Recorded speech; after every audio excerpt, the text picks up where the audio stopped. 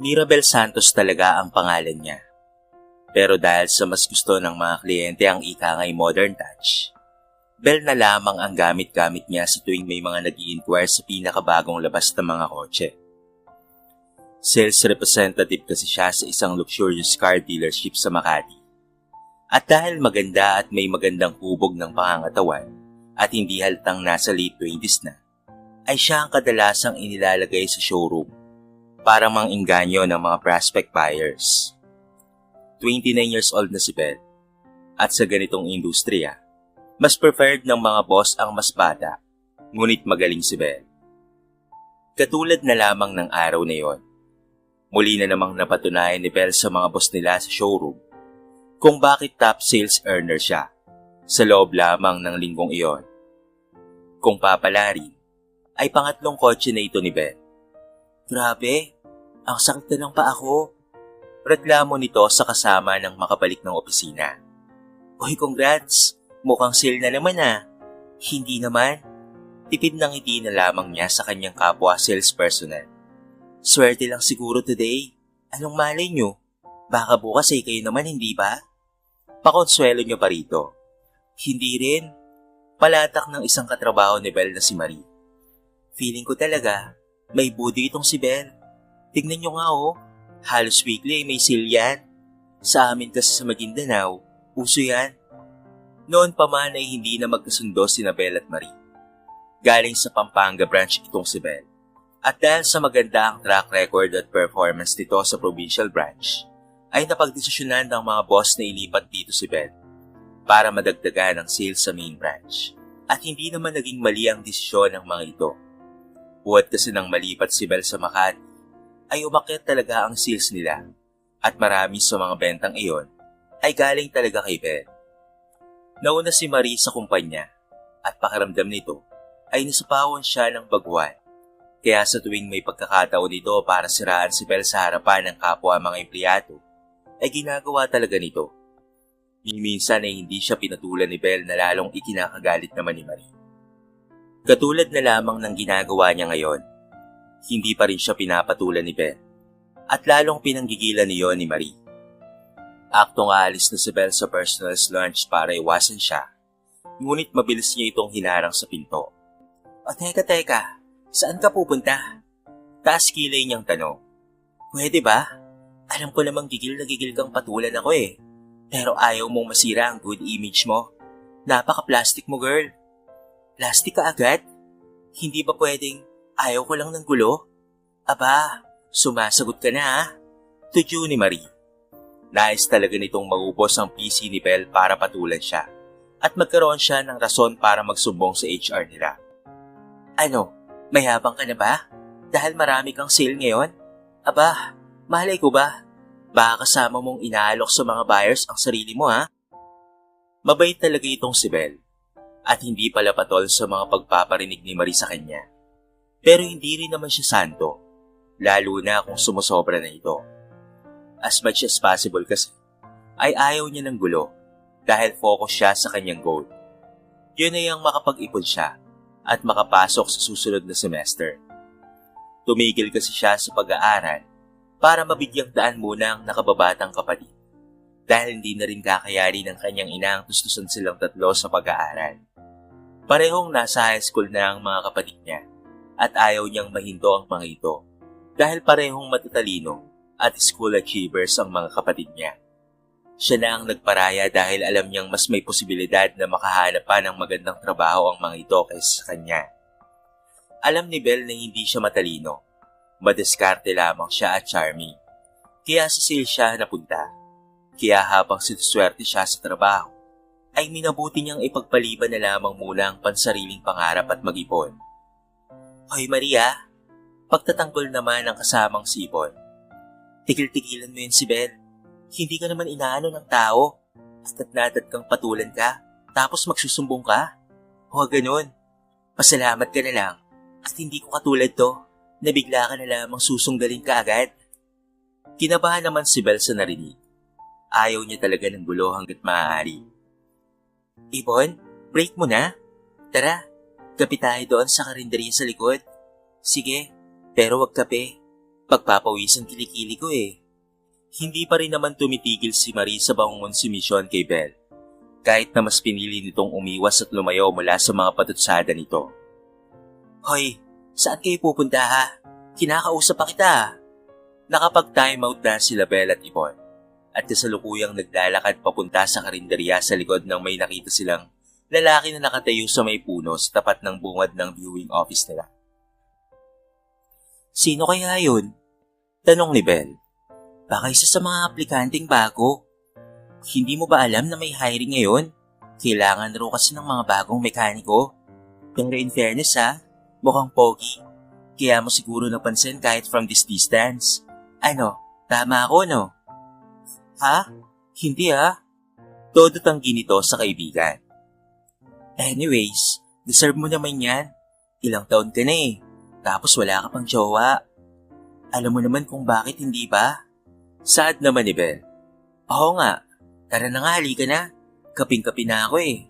Bakit kaya ganun All in the Philippines lang talaga. Napakainit pero nagkakape. Tawang-tawa ito sa mga pinagsasabi nito sa kanya. Ngunit hindi pa rin mawaglit sa isipan ni Belle ang mga sinabi nito. Tama si Yvonne. Malapit siyang graduate sa kalendaryo. Sa edad na 29 anyos. At wala pa rin siyang nobyo. Kahit naman gustuin niya ay natatakot siyang maging unfair sa makakarelasyon niya. Hindi naman siya santa na hindi kailanman nagkaroon ng nobyo. Nagkaroon rin naman siya ng nobyo. Ngunit agad rin niya naman itong hiniwalayan nang mapunta na sa kanyang balikat ang responsibilidad sa pamilya. Hindi naman ito hiningi ng ina at pati na rin ng kanyang mga kapatid. Sila pa nga ang nagsasabi sa kanya na kailangan na rin niyang maging masaya. Ngunit sa ngayon ay goal-oriented siya.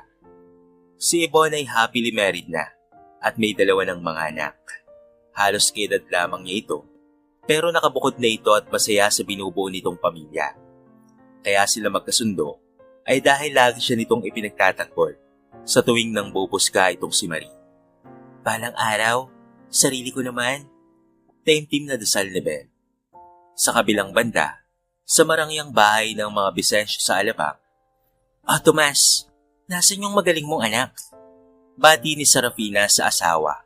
Pagkakita pa lang nito dito na nagkakape. Milagro ata, at wala akong naririnig na malakas na music galing sa kwarto niya. O babaeng inuwi ng anak mo from whatever club he was last night at inumaga ng uwi. It's too early, Serafina. And maagang pinauwi ni Sixto yung babaeng kasama niya kagabi. Ayun, kaya lumaking spoiled brat yung anak mo eh.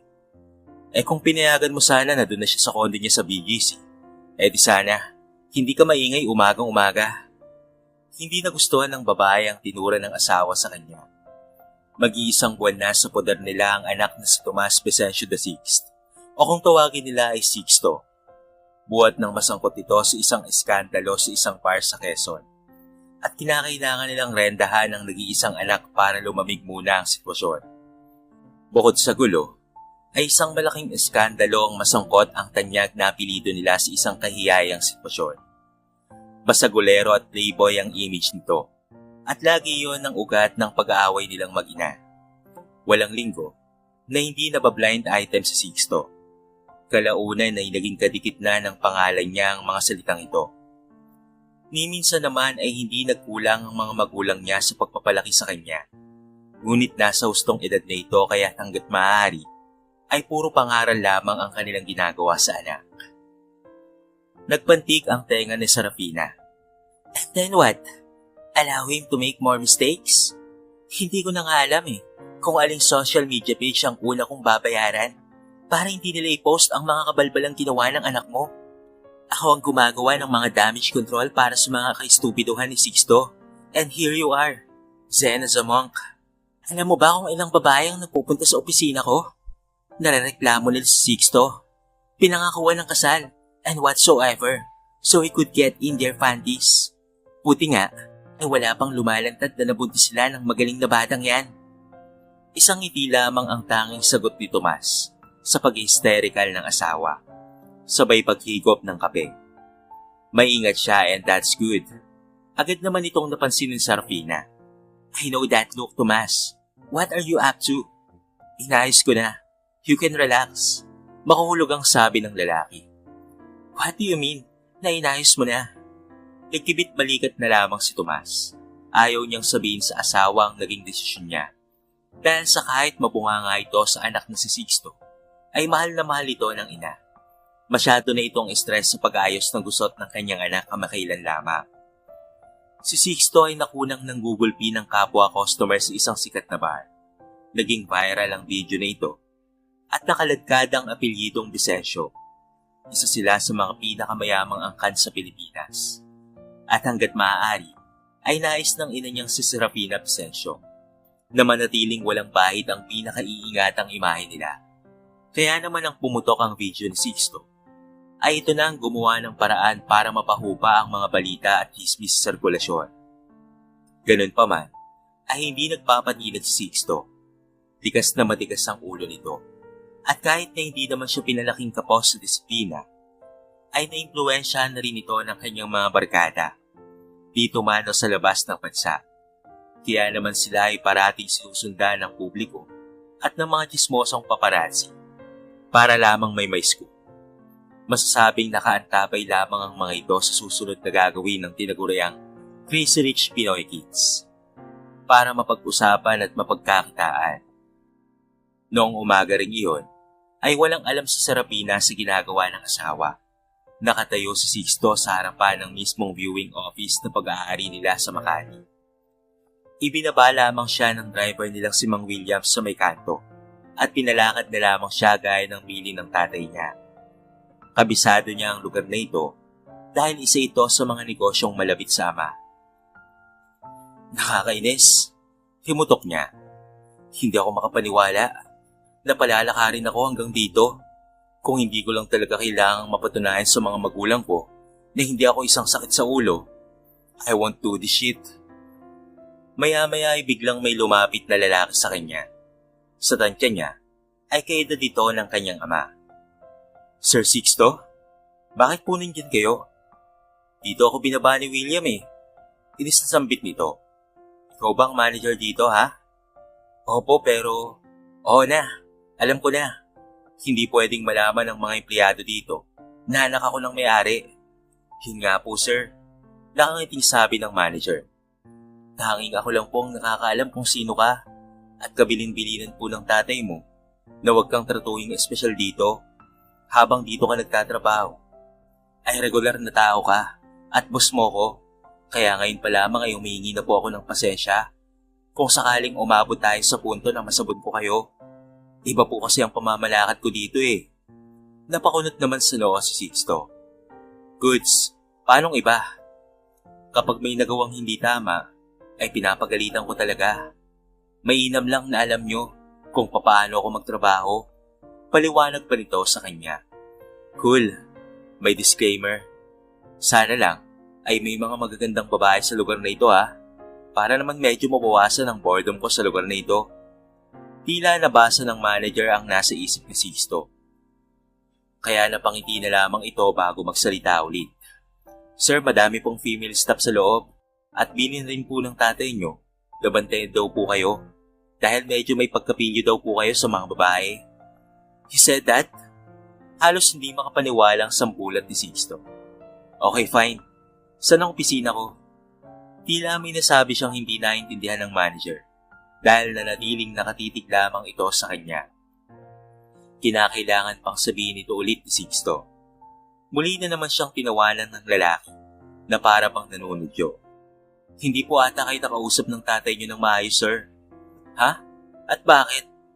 Hindi po kasi office work ang hinihingi sa akin ng tatay niyo. Kung hindi mekaniko po, mahilig naman daw po kayo sa sasakyan, kaya doon ko daw po kayo ilalagay.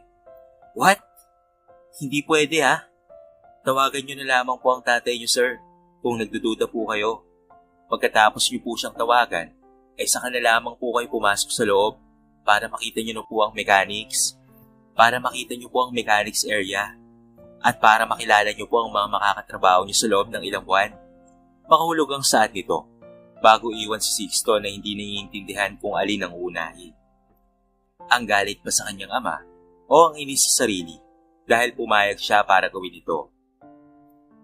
Agad niyang tinawagan ang kanyang ama. Paano ba to? So you found out, ha? Yes, at hindi nakakatuwa. Well, you want to prove to your mother that you are capable of being an adult, right? And this is the best way, anak. Kapag nakita ng nanay mo that you've turned your life 360 degrees, ay talaga namang matutuwa sa iyo yun. Paano?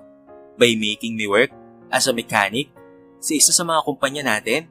This is preposterous pa. Baisan, this is going to teach you what life is really about. Who knows? You might find people who will genuinely be on your side. Or maybe, a woman who's not after your money. Kaya nga hindi nila pwedeng malaman kung sino ka eh.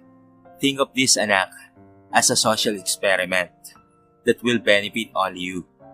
Besides, paano mo aasahang sa'yo namin iaasa ang pamamalakad ng mga negosyo natin kung hindi mo alam kung paano ito patakbuhin? Yun lamang at ibinabana ng kanyang ama ang tawag.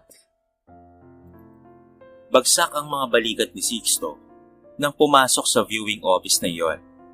Kailangan niyang patunayan na hindi siya isang kabiguan. Ano pa man ang mangyari. Nararamdaman niyang nagbabibrate ang cellphone niya. Alam rin niyang ang mga kaibigan niya ito. Buhat nang pumutok ang viral video ng pakikipagbasag ulo niya, ay isa siya sa mga naglaylo. Alam rin niya na ang ilan sa mga kaibigan niya ay walang pakialam kahit ikasira pa ito ng imahe ng mga magulang nila. May mga kapatid sila na aasahan. Samantalang siya ay solong anak lamang. Nais ni Sixto na may iba siya. Kahit hindi naman direktang sabihin sa kanya ng kanyang ina na isa siyang malaking kabiguan para sa mga ito, ay ramdam niya sa mga titig at iling ng mga ito sa tuwing pinapagalitan siya nito. Marahil ay nagtitimpi pa ito dahil sa nag-iisang anak lamang siya.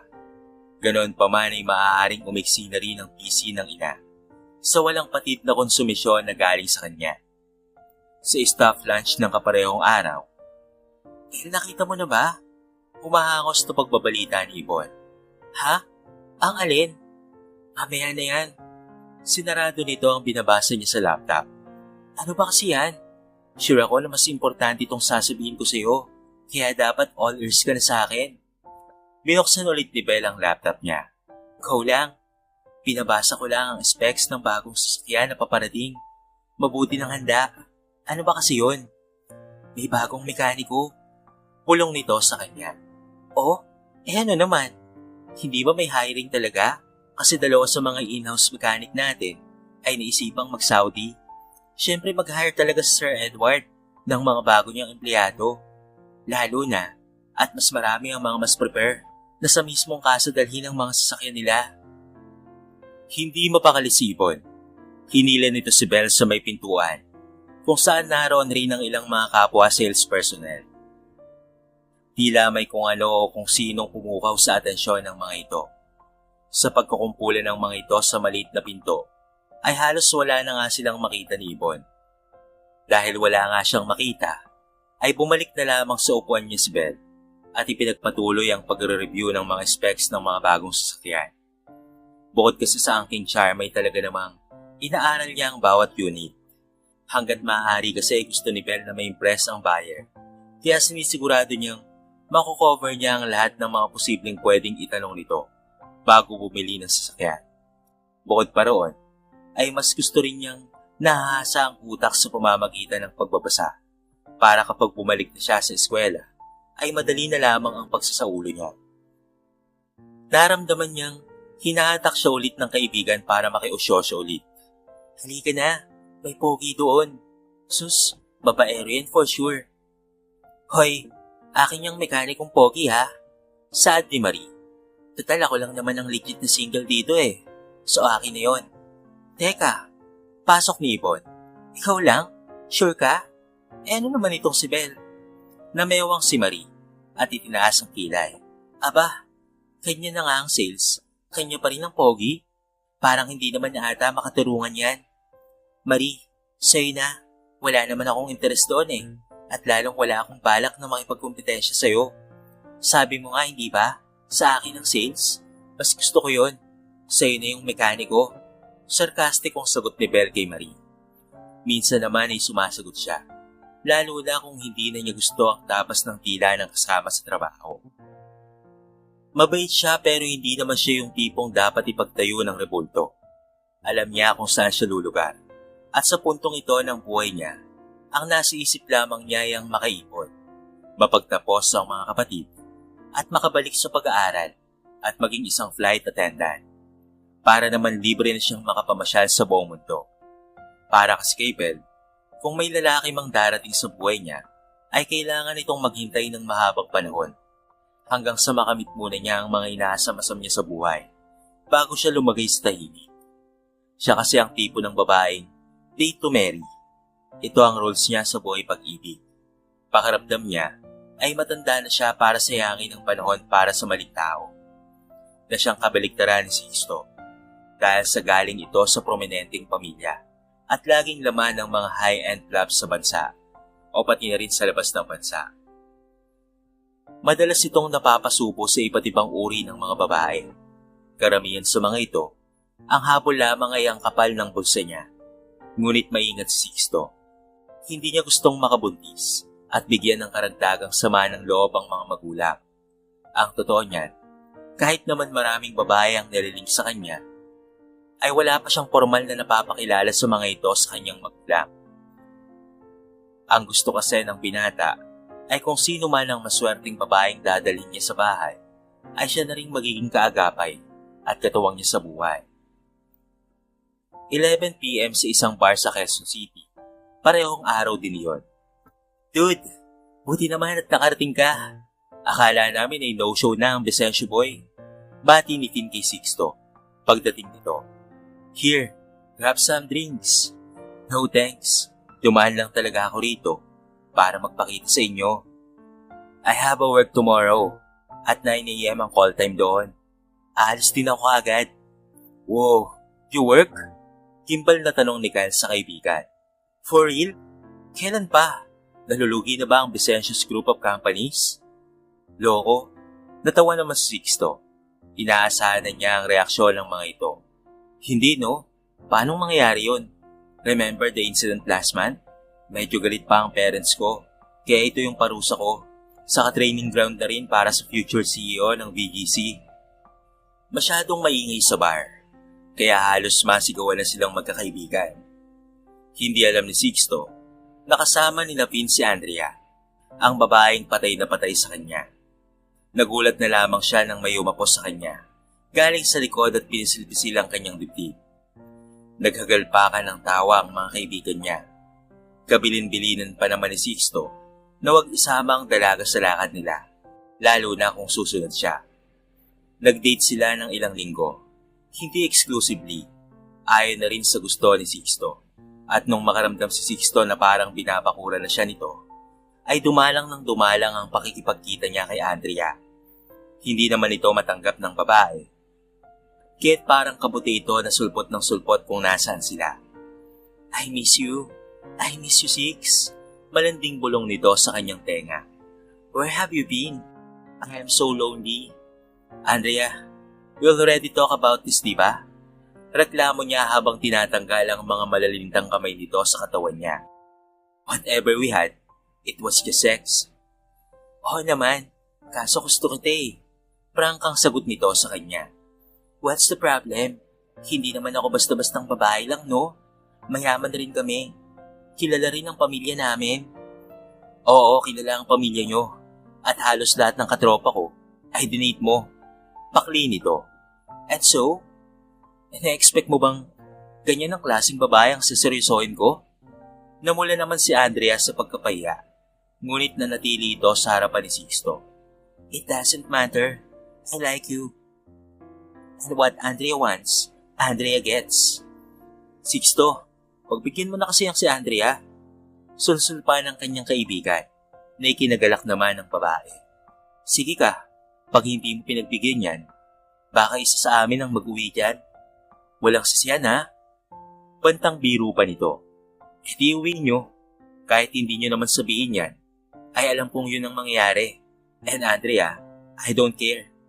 Sad Sixto na papaalis na. Six, Sixto, wait for me.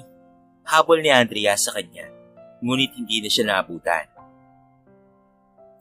Walang panahon si Sixto para makipagtalo kay Andrea o patulan ng pagbubuska ng mga kaibigan niya. Sobrang pagod lamang ang nararamdaman ni Sixto ng mga sandaling iyon. Paano ba naman kasi? Ay sa unang araw niya pa lamang sa trabaho, ay sinabak na siya kaagad sa matinding bakbakan ng manager nila. Pakiwari niya ay kagustuhan nito ng ama dahil kabado rin ng manager habang inuutusan siya. Hindi naman siya lampa. Nag-workout siya kaya fit at malusog siya. Pero iba pala ang pagod kapag hindi mo pwedeng abandonahin ang makinang ginagawa dahil may nakabantay. Nagtaksi na lamang si Sixto pauwi at hindi niya na nagawang maligo gawa ng pagod. Umaga na nang magising siya. Agad siyang naligo at nag-almusal. Parehong wala na ang mga magulang niya sa bahay at malilate na rin siya sa trabaho kung hindi niya pabibilisan. Nagpahatid na siya sa kanyang driver, ngunit kagaya kahapon ay sa kanto lamang siya nito ibinaba. 8:45 na nang makarating siya sa trabaho at nakita niya ang babaeng nakita rin niya kahapon. Sa malapitan, nakita niyang maganda at sexy ito, pero mukhang masungit. Base rin sa uniforme nito, ay nagtatrabaho ito sa kanila. Hi, bati ni Sixto. Hello, bati naman ng babae, pero hindi na siya pinansin pa ulit. Dito ka nagtatrabaho? Oo, matipid na sagot nito. Ako rin dito ako nagtatrabaho. Nakangiting sabi naman ni Sixto. Okay, yun lamang ang isinagot ng babae at nang makita ang guard na may hawak na susi para mabuksan ang building, ay dumiretso na ito agad doon. Maganda siya. Hindi rin makapal ang makeup. Sa tansya niya, ay halos kidad niya ito. Naisip niya ang bilin ng ama, na hindi siya pwedeng maging pilyo sa mga babae rito. Pero hindi naman kasama sa usapan nila, na hindi siya pwedeng makipagkaibigan sa mga ito. As long as hindi nila alam kung sino siya, ay wala siyang nilalabag sa usapan nila. Dahil nga sa laking mayaman siya, at halos puro ka-level niya ang mga nakakasama, ay marami siyang hindi alam sa kalakaran ng buhay ng isang ordinaryong tao na kailangang kumayod ng 6 na beses sa isang linggo para lamang magkaroon ng laman ng sikmura at magkaroon ng bubong na masisilungan sa tuwing ulan. Magte-30 anyos na rin kasi siya at hanggang sa ngayon ay hindi niya pa alam kung anong daan ang tatahakin niya sa buhay. Yun rin siguro ang tingin ng mga magulang niya, lalo na ang kanyang ina, kit napilitan na ang ama na gumawa ng paraan. Hello! Isang poses ang pumigil kay Sixto para sundan ang babaeng kasabay. Nilingon niya ito at nakita niya ang isa ring babae na may kaparehong uniforme ng babaeng nauna. Ikaw ba yung mekaniko kahapon? Tama ba? Oo. Bakit? Inabot nito ang kamay sa kanya. Marie. Marie nga pala. Ha? Kinagat nito ang labi at napaatras ng kaunti si Sixto. Marie ang pangalan ko, pero pwede mo rin akong tawaging baby. Napakamot ng ulo si Sixto. Hanggang dito pa naman kasi, ay parang ayaw siyang pigilan ng mga kabaro ni Eva. I'm Sixto Vicente. Ay, akala ko Vicencio. Palatak nito na medyo nadismaya. Kamukha mo kasi yung anak ni Sir Tomas eh. Nakikita ko sa mga magazine. Kaya lang, kung isa kang Vicencio, bakit ka naman mag-jeep? At bakit ka magtatrabaho bilang mekaniko, hindi ba? Kinabahan naman si Sixto. Oo nga. Bakit ko nga naman gagawin yon kung anak ako ng mayaman? Saka, chick boy daw yun eh. Gwapo nga, pero mahilig sa chicks. Halos weekly raw, iba-iba ang kasamang babae. Nako, baka may STD na yon. Saka ba sa gulero? Kawawa mga magulang nun. Di bali na, okay na ako sa average wage earner. Kahit mekaniko pa yan, basta't loyal. Pasimpleng parinig pa nito sa kanya. Single ka pa ba, Sixto? Alis na ako ha. Baka magalit si Sir Edward eh. Kabago-bago ko eh. Late na kaagad ako. Paalam pa niya. Pero hindi maalis sa isipan niya na ganoon pala ang tingin sa kanya ng mga tao. Iba pala kapag galing sa taong hindi mo kilala magmumula ang judgment. Masakit kasi ang totoo. Sa circle of friends niya, ay wala siyang naririnig na negative. Marahil dahil pinaplastic lamang siya ng mga ito. At lagi niyang nililibre kahit mayayaman din naman ang mga ito. Ngayon na pagtanto ni Sixto, na lumaki siyang privilege. Sa pangalawang araw niya sa trabaho, ay mas naging masipag at ganado na siya. Alam rin kasi niyang nare-report ng manager na si Edward ang bawat kilos at galaw niya sa trabaho. Paminsan-minsan kasi, ay nahuhuli niya itong kinukuhanan siya ng mga larawan na marahil ay iniingin ng kanyang ama. Walang problema si Sixto sa pagkukumpuni. Talagang hobby niya na ito noon pa man. Nakilala rin niya ang mga kapwa mekaniko na sina June at Bong. Kapwa mababait at palakwento ang mga ito. Kaya halos hindi na nararamdaman ni Sixto ang takbo ng oras habang nagtatrabaho sila. Buong umaga ring panay ang balik ni Marie sa talyer, kung saan ay naroon siya, at napapansin nga iyon ng dalawa niyang kasama. Paano'y hindi naman basta't pagdaan lamang ang ginagawa ng babae, kundi nagdadala rin ito ng inumin at snacks para sa binata, na hindi naman niya tinatanggihan, pero hindi naman niya kinakain. Nakasanayan na ito ni Sixto buhat nang magkaisip siya.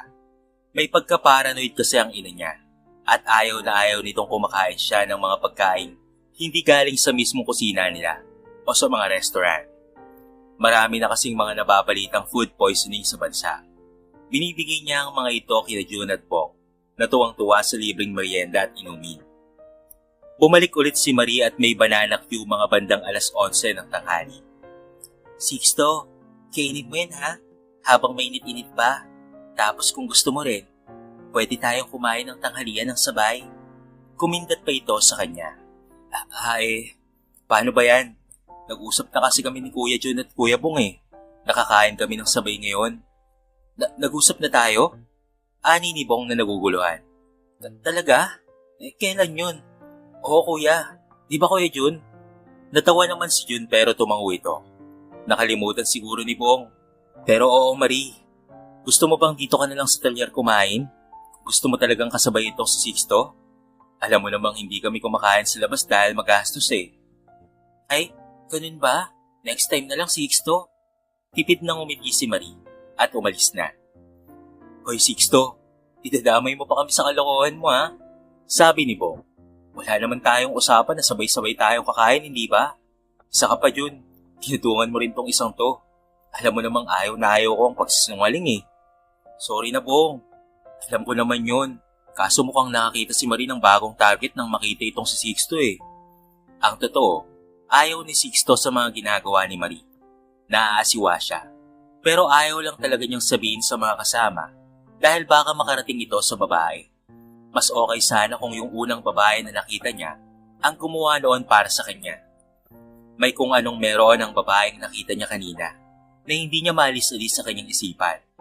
Balak rin sana niyang kausapin ito mamayang lunch break para naman malaman ang pangalan nito. Napatingin siya sa malaking orasan na nakasabit sa pader. Mag-aalas 12 na noon. May 1 oras at kalahati silang break time. Kahapon ay nakapag-siesta pa siya kasama si Jun at Bong. Gamit ang mga binukadkad nilang karton na inilatag sa gilid. Kahit naman may pahingahan ang mga staff, ay medyo alanganin sila doon dahil amoy grasa at nililimahid sila at naka-aircon ang mga staff roon. Nagugas muna si Sixto at nakitang wala si Jun at Bong. Kaya napagpasyahan niyang hanapin ang karinderya na kinakainan ng ibang mga empleyado. Palabas na siya ng establishmento nang makarinig siya ng boses ng isang babae at may kausap sa telepono nito. Likod pa lamang ay alam na ni Sixto na ito ang babaeng nakita niya kaninang umaga. Hindi niya mawari pero may kung anong puwersa ang pumigil sa kanya para iwan ito. Nagtago siya sa gilid para makinig. Nay, huwag po kayong mag-alala. Ang mahalaga ay ligtas po si Jeje. Saan ospital po kayo ngayon? Ano pong sabi ng doktor? Nakikinig lamang ito sa nanay nito habang hinihilot ang sentido. Ganun po ba? Sige po, huwag niyo na pong alalahanin ang mga gastusin. May naipon naman po ako kahit papaano. Nay naman, makakapakintay pa naman po ang pag-aaral ko. Kaya ko pong ipunin ulit ang para doon. Pero si Jeje, Kailangan na niyang mabigyan ng karampatang lunas kaagad. Ganito na lang po, Nay. Itatransfer ko po muna kay T ng pambayad. Tapos pagkatapos po ng trabaho ko, diyan na ako didiretso. Ingat po kayo dyan, Nay, ha? Binaba na nito ang tawag at napatingala na lamang sa langit na para pang nagdarasal. Kitang-kita ni Sixto kung papaanong tumulo ang masaganang luwas sa mga mata nito. Para siyang naengkanto na nakatutok sa mukha nitong napakaganda talaga, ngunit merong lungkot. Hindi rin niya maintindihan, ngunit nalungkot rin siya para rito. Nanatili ang babae sa ganoong pwesto ng mga ilang sandali. Pagkatapos ay dali-dali nitong pinunasan ng mga luha at muling itinoon ng atensyon sa telepono niya. Sa tansya ni Sixto, ay nagtatransfer ito ng pera gaya ng sabi nito kanina. Pagkatapos ay iniayos nito ang uniforme at tinapik ang sariling balikat. Alam mo yan? Ikaw pa ba? Umalis na ito pero nasa ganong pwesto pa rin si Sixto. Hoy, anong ginagawa mo dyan pare? Tanong ni Jun sa kanya. Nagulat naman si Sixto.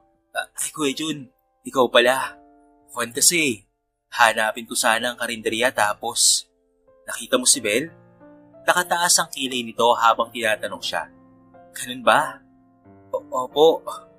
Si Belle yun. Mabait na bata yun pero napakaraming obligasyon sa buhay. Narinig ko rin siya habang hinahanap kita. Siguro'y may nangyari sa kapatid niya. Cheche nga raw po eh. Oo, si Cheche nga. Bunso nila yun. Teka, bakit parang kilalang kilala niyo si Belle? Mula kasi nang malipat siya dito sa Makati, ay kailangan rin niyang ilipat ang ina at mga kapatid para makatipid. Sakto na may bakanting unit sa amin kaya nasabi ko kay Belle yun. Magkapit-bahay kami, kaya halos alam ko kung anong klaseng babae si Belle. Isa pa, kahit na nandoon yun sa provincial branch, ay kilala na namin siya dahil siya rin ang pinakamagaling na magbenta. Ayaw nga sanang ibigay ng manager doon eh, dahil mahihirapan sila. Kaso wala silang choice kung hindi ang sumunod sa utos ng nakatataas. Yun nga, mabait at magalang na bata kasi. Mataman siyang tinitigan ito na parang may inaaninat. Kaya kung may balak kang gawing hindi maganda kay Belle, ngayon pa lang ay sinasabi ko na sa'yo, huwag mo nang ituloy Sixto. Mabait yan. At imbis na isubo na lamang niya, ay binibigay niya pa sa mga kapatid niya. Kung gagawin mo yan, ay baka ako ang unang makasapok sa'yo. Anak ko po hindi po. Teka, bakit mukhang interesado ka kay Belle? May mari ka naman na. Napakamot na lamang sa ulo si Sixto. Ako hindi po Makulit lang po talaga si Marie. Pero hindi ko po siya type. O siya sige, kumain na nga tayo. Anong dala mong baon? Ay, Bintik, wala kang dala. Wala pa po eh. Nahihiya niyang sagot. Hindi naman niya alam na kailangan palang magbaon. Ang balak sana niya ay mag-fast food na lamang dahil baka hindi niya maatim na kumain sa isang karinderya. Kumakain ka naman siguro ng tortang talong, hindi ba?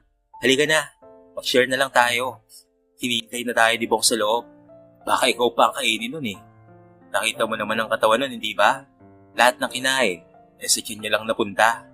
Biro pa nito, napatawa na lamang si Sixto ng malakas dahil dito. Kinabukasan, maagang bumangon si Sixto para sa diin ng kusnera sa mansyon nila. Wala pang 6:00 ng umaga kaya tsak niyang tulog pa ang mga magulang niya. Naabutan naman siya ng kanyang ina na nag-aalusan. Sixto, ikaw ba talaga yan? Tanong ni Serafina, na kinukusot pa ang mga mata para makasigurado.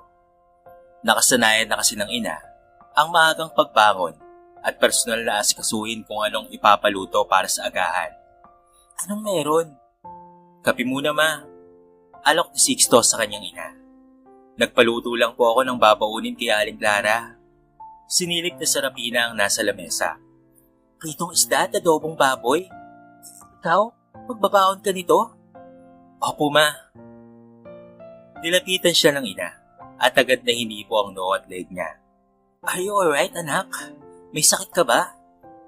Anong nangyari sa'yo sa viewing office natin sa Makati? Nauntog ba ang ulo mo anak?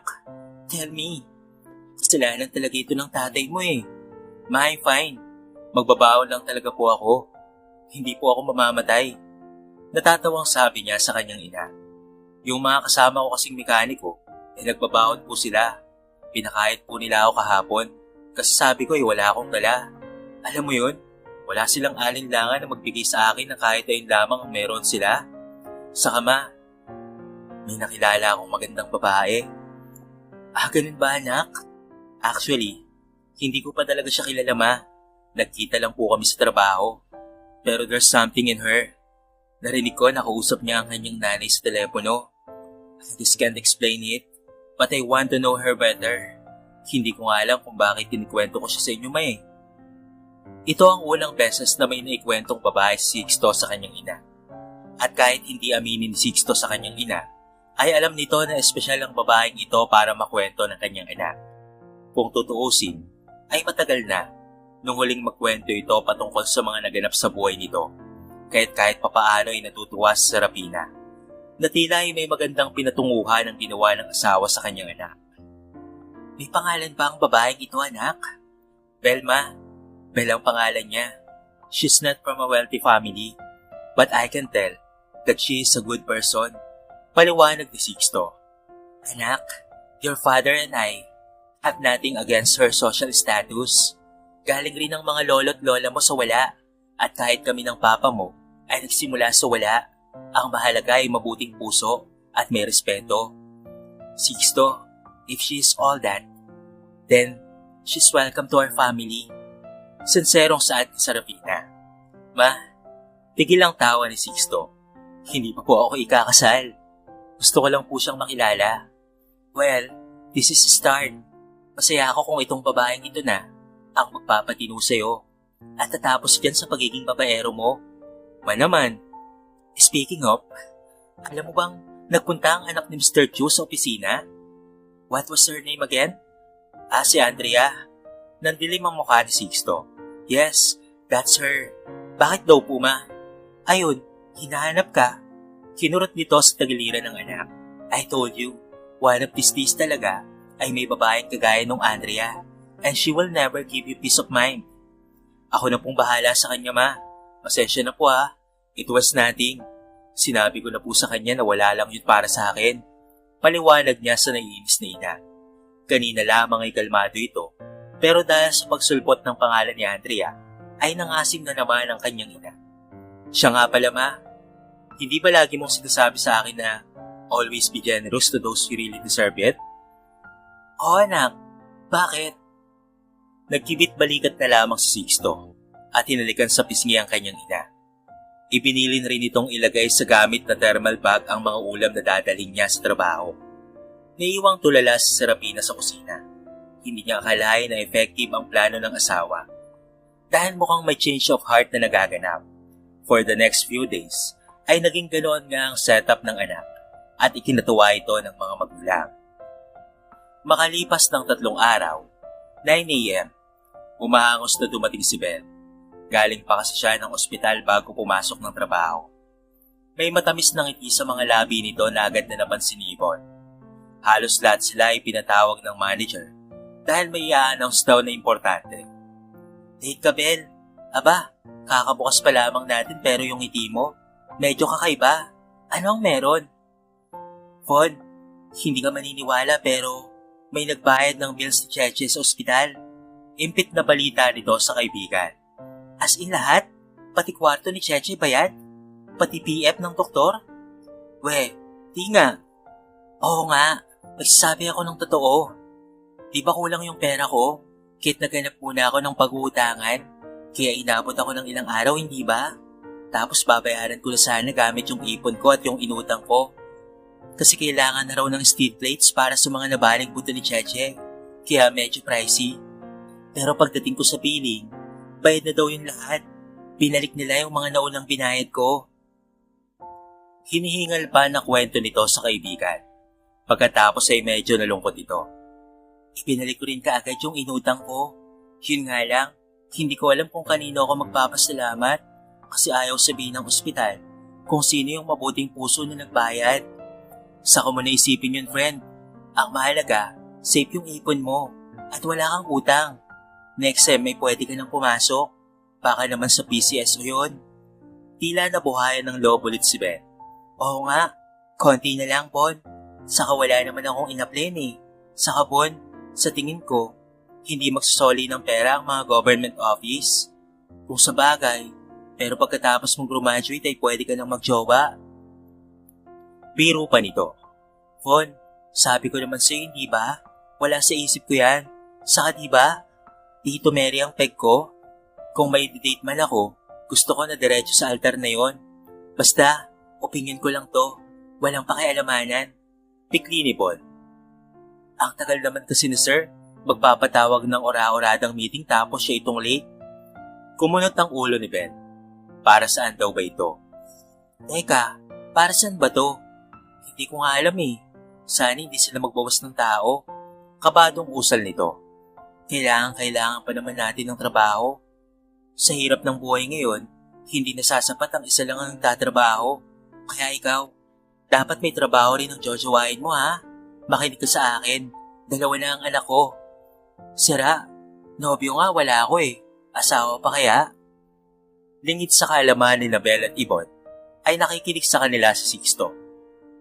Masaya siya na hindi na kailangang problemahin ni Belle ang gastusin sa ospital ng kapatid.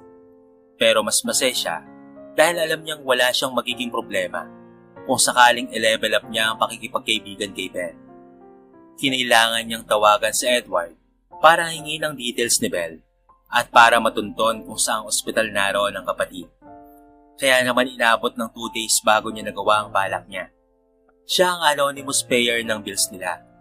Ginamit niya ang sarili niyang pera para mabayaran ang buong gastusin ni Ben. Barya lamang ito para sa kanya at mas mahal pa nga ang ilang mga gamit niya kaysa sa bill ng mga ito. Ang alam lamang niya ay ayaw niyang nakikitang muling umiiyak ang dalaga. Kahit kailan ay hindi siya nakaramdam ng ganitong protective instinct para sa isang babae. Iba talaga itong si Belle para sa kanya. Ilang araw din niyang sikretong pinagmamasdan lamang ito at wala siyang tulak kabigin sa babae. Lalo siyang napapahanga nito. Minsan-minsan ay nagkakapansinan sila ngunit yun na yun. Pagdating kay Belle ay tanggal ang lahat ng angas niya.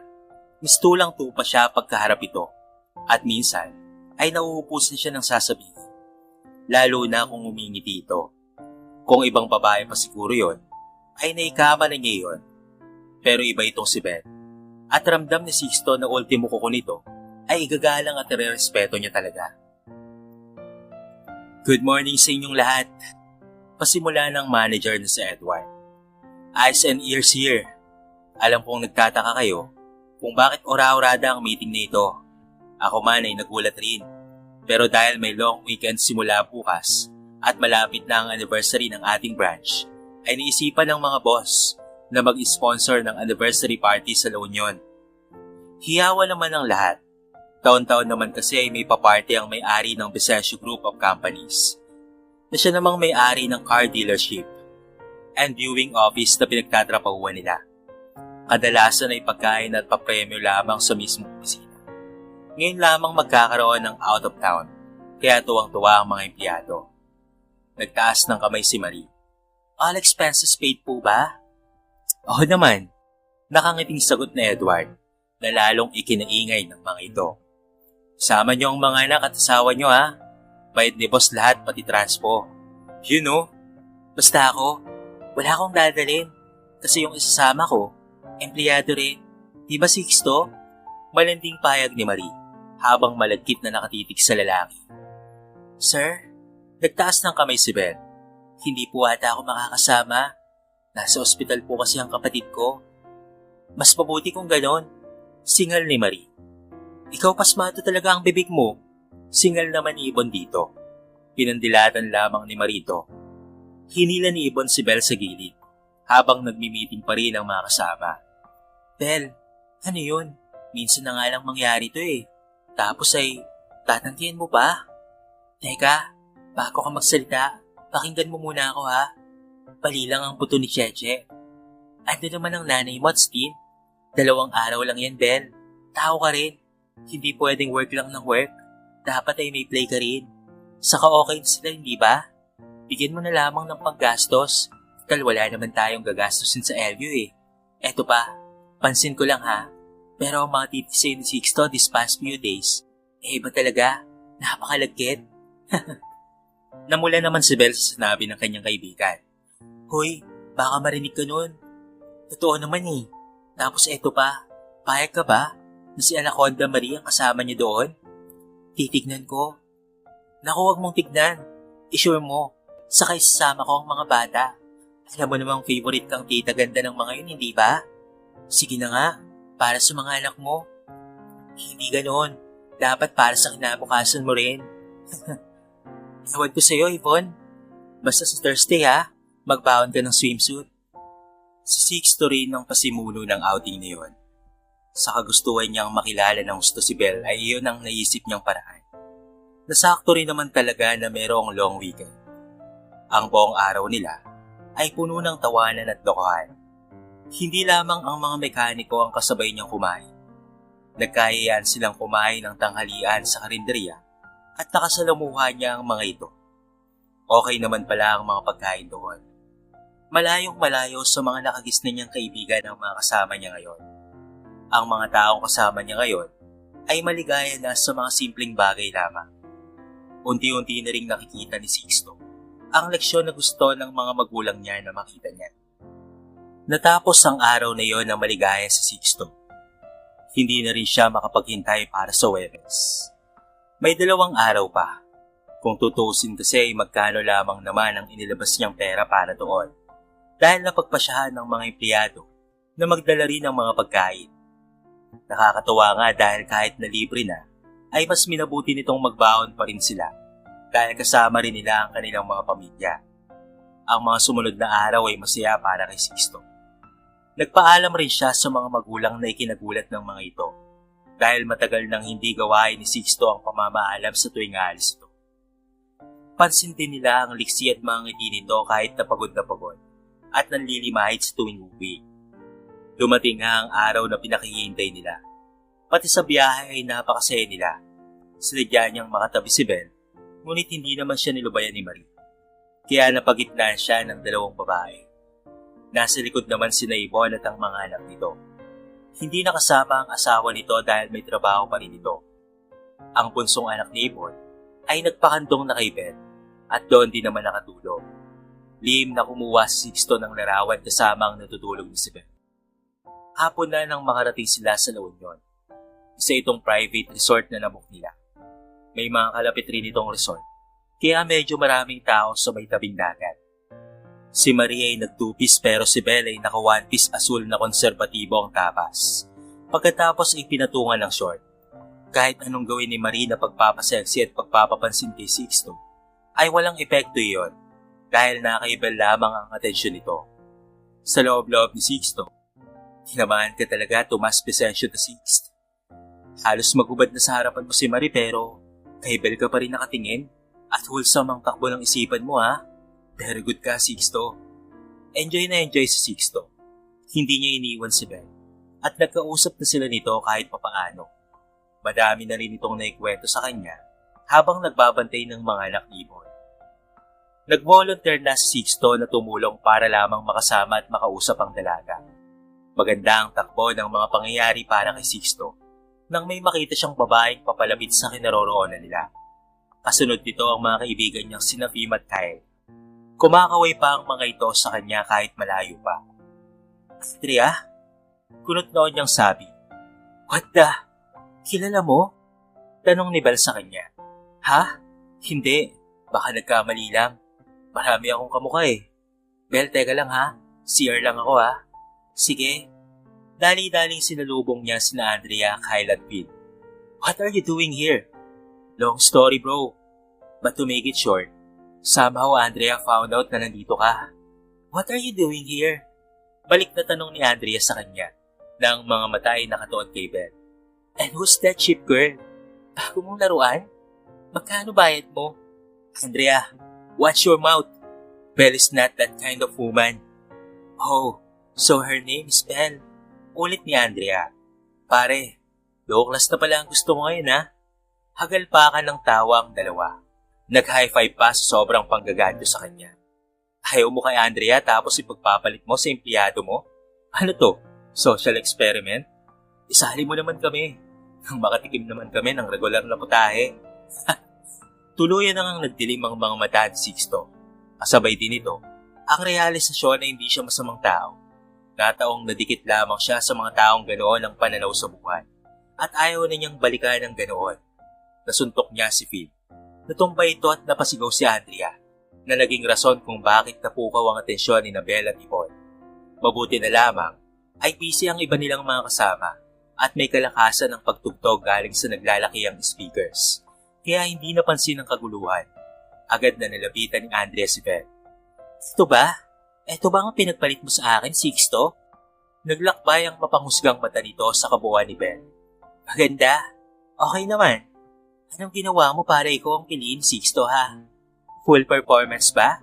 Magkano charge mo, ha? Babayaran ko. Tigilan mo lang si Sixto. Tinuro pa nito si Belle sa mukha. Miss, matapang nasabi ni Belle sa babaeng kaharap. Hindi mo ako pinapalamon, kaya't huwag mo akong duruin. Isa pa, hindi ko alam kung ano ang sinasabi mo. At pwede ba, hindi ako nagpapabayad. Baka ikaw yun. O talaga? Hindi mo ba ako kilala? Hindi eh. Bakit sino ka ba?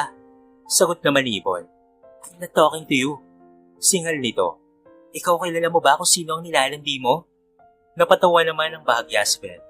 Si Sixto? Oo. Dekaniko namin yun sa trabaho.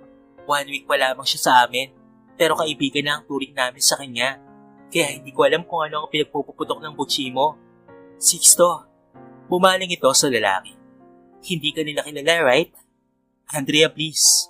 OMG. Kyle, Finn, guess what? Sixto is moonlighting as parkour mechanic. At hindi yun alam ng mga hampaslupang ito. This is so funny. Tumatawa pa ito ng nakakainsulto. Hindi niyo ba nakikilala ang taong ito? He is Thomas Vicencio VI. Kaya nga Sixto, hindi ba? Siya lang naman ang anak ng boss nyo. Ang nag-iisang playboy na tagapagmana ng VGC. Pinaglaruan niya kayong lahat. Hindi na lamang pala babae ang gusto mong paikutin these days, ha? Nag-level up ka na, Sixto. Anong trip mo? This is sick even for you. Bumagsak ang mga balikat ni Sixto. Kasabay nito ay ang mabigat na katahimikan galing sa mga kasama niya. Umalis na rin sina Andrea, Kyle at Finn, matapos maisiwalat ang katotohanan patungkol sa pagkatao ni Sixto. Umalis na si Yvonne at niiwan si Belle. Totoo ba? Belle, magpapaliwanag ako. Totoo ba ang sinabi niya patungkol sa pagpapanggap mo? I won't deny that, pero sana naman pakinggan mo rin ako. Niloko mo kaming lahat? Mahinang tanong nito. Sixto, anong problema sa pagsasabi ng totoo? Belle, hindi ko kasi maintindihan eh. Pamilya kasi namin kung ituring ang isa't isa sa trabaho. Oo, may mga pagkakataong hindi kami magkasundo, lalo na ni Marie. Pero ganoon sa pamilya Sixto. Bakit mo kailangang itago na ikaw ang anak ng boss namin? Na ikaw ang magiging may-ari ng dealership in the future? Wala namang maisagot si Sixto kay Belle. Sa unang pagkakataon kasi, ay hindi rin niya alam kung ano ang isasagot sa mga tanong nito. Si Belle na ang bumasag sa katahimikan niya. Ayaw kong sirain ang araw na ito. Kakausapin ko si Yvonne. Belle, sandali. Wala kang maririnig sa akin, Sir Sixto. Kung ano man ang dahilan kung bakit mo ginawa yan. Sana lang ay may magandang may dulot sa'yo. Wala ako sa posisyon para husgahan ka. Pero kung totoong mga kaibigan ng turing mo sa amin, sasabihin mo ang totoo. Sa lahat ng ayaw ko ay ang sinungaling. Umalis na si Belle. Tinawag siya nitong Sir. Maaaring mula ngayon ay magbago na ang tingin sa kanya ng babae at hindi niya alam kung paano niya yon matatanggap. Kinausap rin ni Belle si Yvonne. Maging ito ay laking gulat sa naging revelasyon at pag-amin ni Sixto ng tunay niyang katauhan. Wait lang, so all this time, kasama natin ang magiging boss natin? Oo nga, malungkot na sabi naman ni Belle. O bakit naman sambako lang mukha mo dyan, Belle? Ano kasi, Von, nagugustuhan ko na si Sixto eh. Panimula niya. Tapos kinito, malalaman kong langit at lupa pa lang pagitan naming dalawa. Nakaka-frustrate lang, hindi ba? Pakiramdam ko kasi, handa akong baliin yung promise ko na kailangan niyang maghintay. Weird pero, ganoon yung nararamdaman ko sa kanya. Normal ba ito? Ay talaga? Bet mo na rin siya? Tila tuwang-tuwa pa ang kaibigan sa narinig. Parang sirato. Hindi mo ba nadinig ang sinabi ko? Langit siya, lupa lang ako. Friend, hindi mo ba alam na pwedeng bumaba ang langit sa lupa? Yun nga ang ginawa niya, hindi ba? Feeling ko, Wala naman siyang masamang intensyon. Mararamdaman naman natin kung hindi genuine ng isang tao, hindi ba? Sa kaganuan naman ang mga mayayaman dito sa Pilipinas. Baka ito yung parusa sa kanya ng parents niya. Kasi nga medyo may kagaspangan ang pag-uugali nitong si Sixto dati. Playboy at mahilig sa eksena. Ito nga binabasa ko ang mga article patungkol sa kanya. Kung ako sa'yo, huwag mo muna siyang i-judge. Dahil unang-una, hindi ka hurado. At pangalawa, narinig mo na ba ang paliwanag niya? Nagkibit balikat si Belle. Sana nga ay ganoon. Hindi rin niya binigyan ng pagkakataon ng tao na ipaliwanag ang panig niya. Mas pinili niyang maging close-minded at hindi nga naman makatarungan iyon. Bukod doon ay hindi naman niya sigurado kung gusto siya ng binata. Nag-dinner na silang lahat, ngunit hindi niya mahanap pa si Sixto. Hinanap niya ito sa lahat ng sulok ng resort, maging sa kwartong dapat sana itutuluyan ito ngayong gabi. Ngunit wala na rin pati mga gamit nito. Balak sanang humingi ng sorry ni Belle sa mga nasabi niya rito kanina. Ngunit wala na ito. Naglaho ito na parang pula. At noong tinanong niya ang manager nila, ay sinabi nitong nagmamadaling umalis ito, kaya hindi na nakapagpaalam ng maayos. Ganun po ba, sir? Alam niyo ba na siya Oo, alam ko, Belle. Noong una ay ayaw niya sa dealership, pero kailangan niyang patunayan sa tatay at nanay niya na kaya niyang maging responsable. Ako mismo ang nakakita ng mga pagbabago kay Sixto. Kaya nga tuwang-tuwa ang mga magulang niya eh. Hindi ko nga rin lubos sa kalain na ikaw ang magiging susi ng pagbabagong iyon. Nang ganoong kadali sa batang iyon. Po? Nagtatakang tanong ni Belle.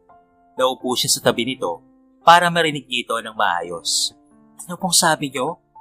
Kamusta ang kapatid mo, Belle? Po? Alam mo bang narinig kanyang kausap ang nanay mo sa likod ng opisina? Kinabukasan, ay kinausap ako ni Sir Sixto para kalkalin ng details mo para mahanap niya ang kapatid mo kung saan hospital naroon ito. Hindi ko nga alam paano niya nagawa yun eh, pero nagawa niya. Siya ang nagbayad ng bills ng kapatid mo, Belle. Kasi sabi niya, nagkaroon raw siya ng pagkakataon para tumulong. Ayaw raw niyang makita kang nalulungkot. Tila pinagbagsakan ng langit si Belle. Hindi siya makapaniwala sa kanyang narinig. At ang getaway nito, siya rin ang may pakana nito. Kasi gusto kanyang makilala ng gusto. Kung hindi ko nga kilala si Sixto, iisipin kong tinamaan siya ng matindi sa'yo. Ang nabanggit lang niya sa akin ay ihingi ko daw siya ng tawad sa'yo at sa mga bagong kaibigan niya. At gusto raw niyang magpasalamat dahil hindi mo raw sinabi sa iba ang sinabi ng babaeng pumunta dito kanina. Kilala niyo po yung babae, sir? Oo, nabanggit sa akin yun ni Sir Thomas. Sabi niya, makulit raw yung babae na yun. At baka nga raw mag-iskandalo pa daw yung sa dealership eh. Gawain daw yung iskandalo. Dahil patay ko kay Sir Sixto. Nakuhain ang loob si Belle. Hindi daw din si Sixto ang babae. Sa lahat ng sinabi ni Sir Edward, ay tila yon ang detalyeng pinakamahalaga para sa kanya. Napagpasyahan niyang hintayin na lamang hanggang makabalik sila sa Maynila. As much as possible kasi, ay ayaw niyang maging dahilan kung bakit hindi magiging maganda ang experience na ito sa mga katrabaho niya. Kapag hinanap si Sixto, ay sasabihin na lamang nila ni Ibon na may family emergency ito. Bago siya magpaalam sa manager, ay hiningi niya ang cellphone number ni Sixto. Hindi nga nagkamali si Belle. Hinanap nga si Sixto sa kanya at gaya ng una niyang napagpasyahan, sinabi niyang may importante itong gagawin. Ikinalungkot naman ito ng mga kasama, lalo na ni Marina lalong mas naging maasim kay Belle. Matapos ang nangyari yun, tinext niya ito ngunit wala siyang tanggap na reply. Marahil ay dinugdap ng binata ang mga sinabi niya, lalo naman siyang nagkikita noon. Nakabalik na nga sila ng Maynila at unang araw ng trabaho ulit. Inagahan ni Belle ang pagpasok sa pag-asang makakausap din si Sixto, ngunit walang Sixto na dumating. Baka bukas, usal ni Belle. Ganon rin kinabukasan. Hanggang sa ang mga araw ay naging ilang linggo. Hindi na rin nakabenta si Belle ng mga sasakyan. Halata ng lahat na apektado siya sa pagkawala ni Sixto. Noong una ay binubuska pa siya ni Marie. Pero kalaunan ay tumigil din ito. Naramdaman rin siguro nito na malungkot siya at hindi niya kailangang dagdagan pa anuman ang bigat na nararamdaman ni Belle sa ngayon. Si Ebon naman ay hindi tumigil sa kakabigay ng lakas ng loob sa kaibigan. Na-appreciate naman niya ito, pero may mga pagkakataon talaga na hindi niya mawaglit sa isipan niya si Sixto, lalo na kapag nakikita niya si Nabong at Jude. May bago na rin silang hire na mekaniko. Hudyat na wala nang babalik na Sixto kasama nila. Tuwing gabi binibisita ni Belle ang social media platforms kung saan ay umaasa siyang may makikitang balita patungkol kay Sixto. Wala naman siyang nakitang pangalan nito sa internet maliban sa mga website kung saan na-feature sila ng magulang nito. Tila pa naglaho itong parang bula. Lumipas pa ang mga linggo. Unti-unti na siyang nakakabalik sa pagbebenta ng mga sasakyan. Ganoon pa rin. Gabi-gabi pa rin siyang nagbabakasakali na may makikita na kahit anong balita sa lalaki. Namimiss niya ito. Aminin man niya o hindi, mahal na niya ang lalaki. Ang mas masakit pa doon ay bago pa man niya masabi, ay natapos na ang kung anong meron sila.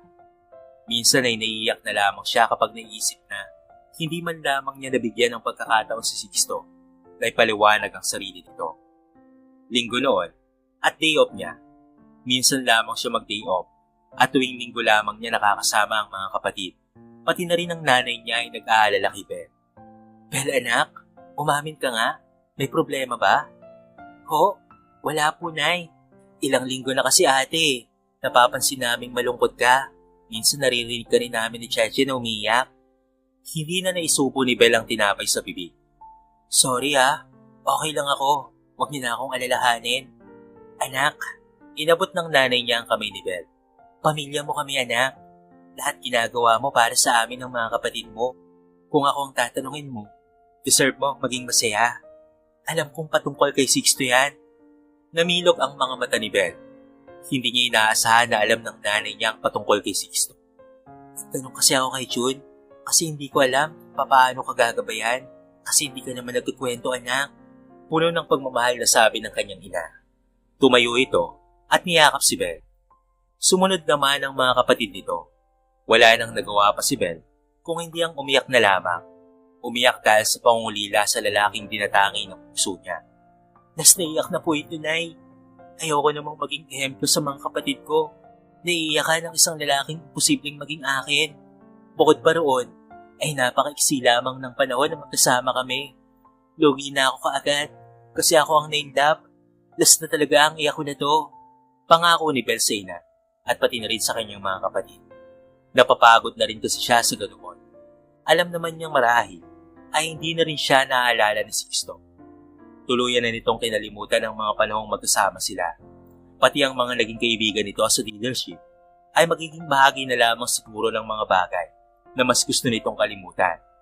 Ganoon rin ang gagawin niya mula sa araw na iyon. Sinimulan ni Belle sa pagdidelete ng history search niya. Hindi na niya dapat hinahanap si Sixto dahil kung tutuusin at kung gugustuhin nitong balikan sila, ay magagawa nito sa kahit na anong oras dahil sila ang nagmamay-ari ng kumpanya. Talagang ayaw lang nitong magkita sila muli. Ilang araw pang lumipas, may kliyenteng parating si Belle at lubos niya itong pinaghahandaan. Matapos kasi ng ilang linggo niyang pagiging bokya sa sales, ay ito ang una niyang sales pitch. Ramdam niyang makakabenta na siya. Hindi mo dapat i-claim na makakabenta ka today, Belle. Paalala pa niya sa kanyang sarili habang binabasa ulit ang specs ng sasakyan na binibenta. Ito kasi ang isa sa mga pinakamamahal na unit na nasa merkado ngayon. At kapag nakabenta siya ng kahit na isa, ay tiyak na niyang secured na ang tuition niya sa susunod na Paskuhan, pati na rin ang mga kapatid niya. Isipin mo ang mga pangarap mo. Excuse me, is this car for sale? Sabi ng matandang lalaki na lumapit sa kanya. May kasama itong babae na kaedad lamang rin ito. My wife thinks this is the best gift for our future daughter-in-law.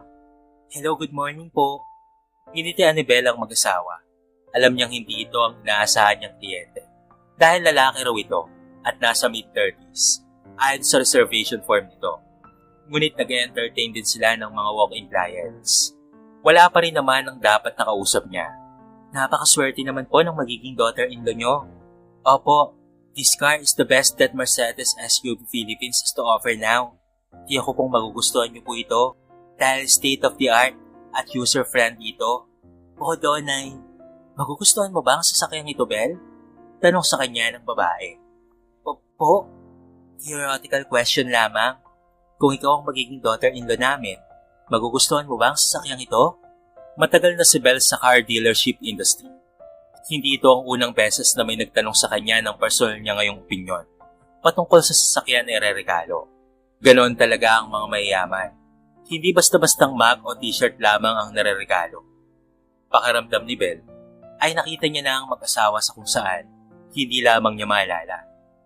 Kung ako po ang tatanungin, Hindi na natapos ni Belle ang kanyang sasabihin nang bigla na lamang merong nagsalita.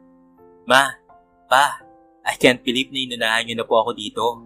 Sabi ng pamilyar na boses sa likod niya. Hi Belle, I miss you. Takot si Belle na tignan kung sino ang lalaking nasa likuran niya. Sa pangambang, baka nananaginip lamang siya. Ang mag-asawa naman ay abot langit ang ngiti. we just want to make sure you didn't had cold feet like before, Sixto. Sabi ng babae habang inaabot ang kamay kay Belle. I'm Serafina, and this is Thomas the Fifth. Kami ang mga magulang ni Sixto, and we'd love to meet you personally. Kaya inunahan na namin si Sixto dito. Ilang beses ka na niyang gustong makita, pero pinangungunahan siya ng hiya. Akalain mo yun? Napakababero pero tiklop siya sa'yo. Biro naman ang ama. O siya, Sixto, do your thing. Huwag kang uuwi na hindi mo nobya itong si Belle, ha? Nakalis na nga ang mga magulang ni Sixto, pero tila wala pa rin sa kasalukuyan si Belle. I had to fix some stuff in my life Bago ako bumalik, Belle, ayaw mo kasi ng sinunghaling eh, kaya inayos ko muna ang buhay ko. Andrea will not be a problem anymore. At gusto ko rin sabihin na handa akong maghintay. Nare-respeto ko ang date to marry rule mo. Niyakap ni Belle si Sixto ng mahigpit. Kaya ko namang pagsabihin ng pag-aaral at pag-ibig, Sixto. Huwag ka lang ulit mawala sa akin. Mahal na mahal kita. Nagulat naman si Sixto sa inihiyag ng dalaga. You don't know, Belle, how much I've waited for this moment. I love you so much, Belle. Umugong ang palakpakan galing sa mga kasama nila sa dealership. Noong araw na yon, ay nahanap ni Sixto ang babaeng magpapaamo sa ligalig niyang puso. At si Belle naman ay napagtanto na ang pag-ibig ay walang sinasanto, kahit na langit at lupa pa ang pagitan nila. Naging silang ang dalawa, at di kalaunan ay sila nga ay naging mag-asawa. Masaya ang dalawa sa pag-ibig ang meron sila. Tunay nga na sa pag-ibig ay hindi mahalaga ang katayuan mo sa buhay. Ang pinakamahalaga ay ang puso niyong nagmamahalan para sa isa't isa.